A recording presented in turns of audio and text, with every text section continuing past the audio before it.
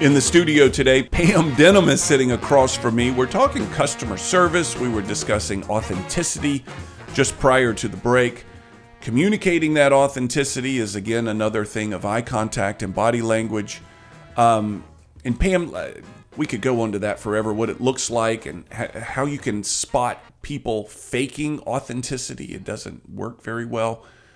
But I want to talk about something you and I have learned about, and that is that a lot of the customer service, and I'm using air quotes here, customer service training, is done via a computer model, a computer engagement, where the individual is watching something online and taking a brief test afterwards to, quote unquote, determine whether they get it or not. Talk to me about computer-based customer service training, its strengths, its weaknesses. What's left out on that type of training? Well, I think the number one strength that people see in it is that it's inexpensive. Yeah. And it's easy, or it's easier in their minds to have staff there and to coordinate that. But what we're hearing from people is that that's true, but you get what you pay for. Right. And they're finding that it's ineffective, it's boring, it's a webinar. It's someone talking on a computer, and with the generation we're looking at, that is dull. They need to be much more interactive, and some of them are finding that they're going and telling the others that these are the answers, and it's just ineffective. Yeah, ineffective. They're just kind of checking the box. I was taken aback at what we learned about that one office, that one person would go through the computer-based training, answer the questions, figure out what the right answers were, write those right answers down, and hand them to their colleagues in the practice so that they could just zip right through the training, fast forward, get to the end, enter the questions, and they never watched a moment of the video training. I think the biggest thing for a company when they're evaluating that, if they want to even do some sort of a test, to do a small version of that versus having a person come in, a real life person, to interact and get feedback and find out what their needs are, look at the fruit of it. Are you seeing a difference in the people? Are you seeing a difference in the team and in problem solving and difficult personalities? Are you seeing a difference in that, a true difference? And that's the key. Yeah, I think the results need to be visible as in the customer experience. And perhaps many organizations have some sort of rating system. There's a term for it. I can't think of it off the top of my head. But would you recommend this organization? I got off the phone with Delta the other day. On a scale of 1 to 5, how did they do? Would you recommend this person as a customer service agent to your friend? And that seems to be becoming more and more popular, is rating your customer experience evaluation. And tying it back to what you and I are talking about is you should be able to see a progression of more and more positive ratings on their experience if you do measure these types of things.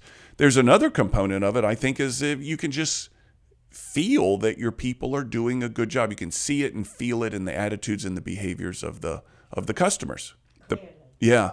And are you an advocate of evaluating, asking the customers, the patients, to evaluate their experience? It seems like everything I do, someone wants me to survey them on it. There's a right way to do it, but I definitely believe in the feedback. Typically, it tends to be the same. The responses, they're pretty similar, so it's not so much about that. It's the fact that you've taken the time to ask, and then you've taken the time to say, this is what you've told us, this is what we're doing to resolve. Yeah. What do you think the top 3 customer service mistakes are? Well, I think first of all is just the company is not invested in their people. They have an expectation that may or may not be realistic. So many times a leader or a manager, they have years of life experience. Some of them have an education. So their perspective is different when it comes to customer service. It tends to come naturally. And they have this expectation for younger people that may not have had those life experiences. So investing in the people first and foremost. Being aware that every moment is an opportunity to prove really good customer service. Every single moment with each other and with the person walking in the door. Yeah. Person calling. Every moment. And one little trick that we do, we have people put mirrors in front of the telephone. Oh, Big mirror. I think that's wonderful. Are Tell you me smiling? about Well, are you smiling when you talk? that. Yeah. I tend to be kind of intense, so I have to work on smiling when I talk. Yes. But I do it with my eyes. But looking at that mirror is a great reminder, and it's fun, and it's effective. They really see the difference. People enjoy talking and interacting with them. Yeah.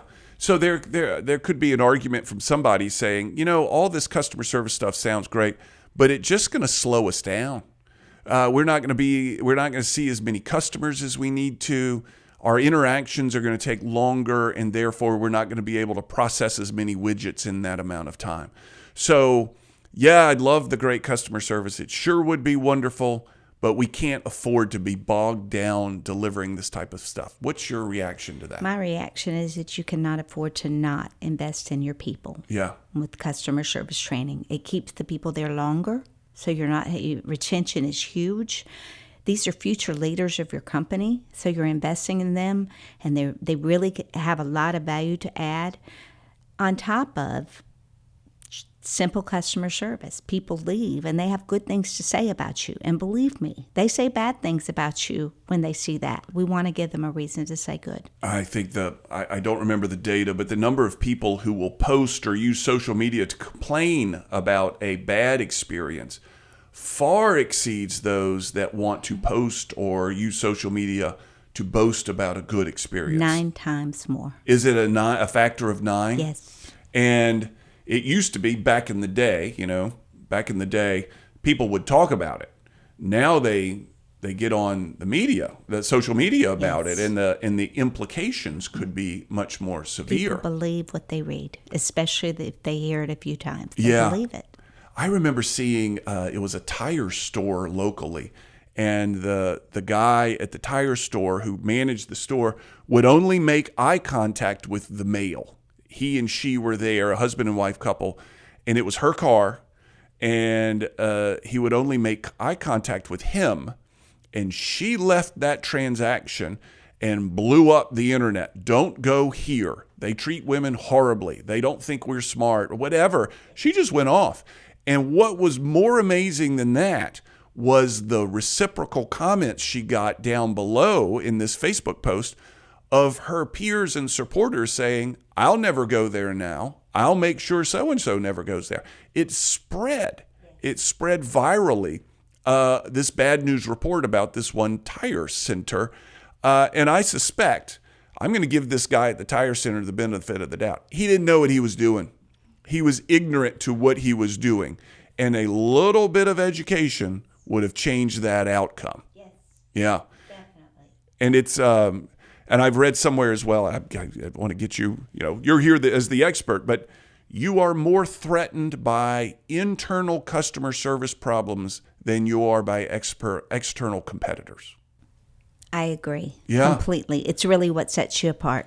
Talk to me more about that, and that you realize that your internal customer service is actually the greatest threat to the success of your business. It's the greatest threat, and it's the greatest asset.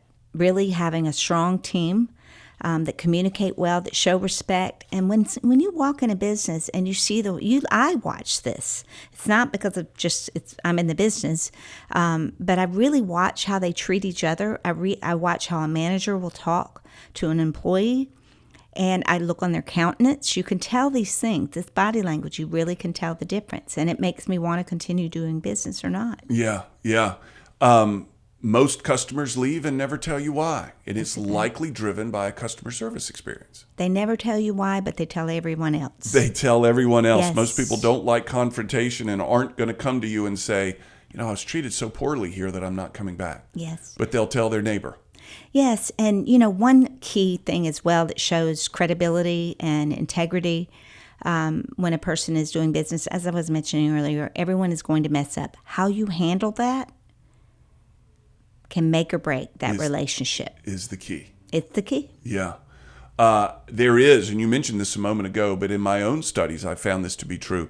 There is a parallel with the amount of training employees get and the length of retention they stay at the business. Definitely. It's really very interesting. You would think if I'm training them so well, they're going to take my investment in them and go to my competitor. They're going to find another job. But the inverse is true. They tend to stay at organizations that invest in their training. And they attract other employees just like themselves. Outside of customer service, what are the other things that a customer, so outside the service the customer receives, what are the other things that a customer notices about a business that some of our listeners may be thinking, okay, customer service is key. I understand that. What else am I vulnerable to? Do you have any thoughts about that? Well, a commitment to excellence in everything that they do, from it being clean when they walk in, to the smell, to the music, just that environment, how the people treat each other, as we mentioned earlier, how the employees treat each other, and just really being aware that there's credibility there, that there's training not only in customer service but in what they do, and this also builds the confidence level. Yeah. So if there's somebody out there listening going, hey, we're vulnerable to this. Everything that we've talked about is going on in my business. How do they find you? Well, they can go to my website. In that website? PamelaDenhamandAssociates.com. Yeah. And it's the service experience. That we're talking about here. That's it. PamelaDenhamandAssociates.com. Look for the service experience. Yes. Yeah. I'll put that in the show notes, folks, if you want to go to the podcast page.